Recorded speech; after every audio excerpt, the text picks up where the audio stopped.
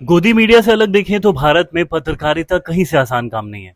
आपकी ईमानदारी, आपकी निर्भीकता कभी भी आपके मौत का कारण बन सकती है। 2 दिन पहले उत्तराखंड में एक पत्रकार का शव मिला। उससे पहले 10 दिन से गायब थे और उनके परिवार वालों ने बताया कि उन्हें जान से मारने की धमकियां मिल रही थी। तो ये जो मौत है, तो ये लगभग लगभग तय है कि कोई एक्सीडेंट नहीं था, बल्कि उनकी जान ली गई है।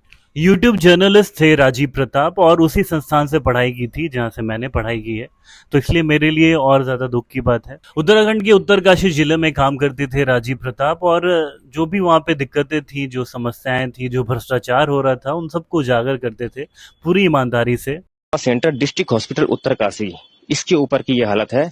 यहाँ के सारे डॉक्टर्स से मैं क्या बोलूं, लेकिन यहाँ के जो सीएमएस हो गए, सीएमओ हो गए, ये कभी राउंड पे नहीं आते हैं। कभी इस छत के ऊपर ही आते भी होंगे क्या?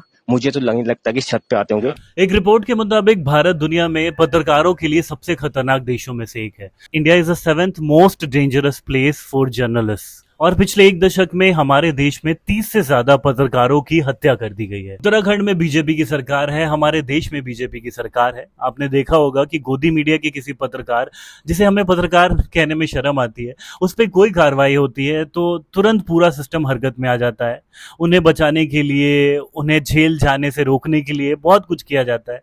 लेकिन एक असली पत्रकार, खांटी पत्रकार की हत्या कर दी गई इस तरह, और अभी तक कुछ पता नहीं चला है कि क्यों, कहां, कैसे, क्या हुआ। तो उम्मीद करते हैं कि इस मामले में जल्द से जल्द इंसाफ होगा। हालांकि इंसाफ मिलने की उम्मीद बहुत कम है, क्योंकि राजीव प्रताप एक ईमानदार पत्रकार थे। वो गोदी मीडिया नहीं थे। गोदी मीडिया होते तो उनके साथ ऐसा होता ही नहीं।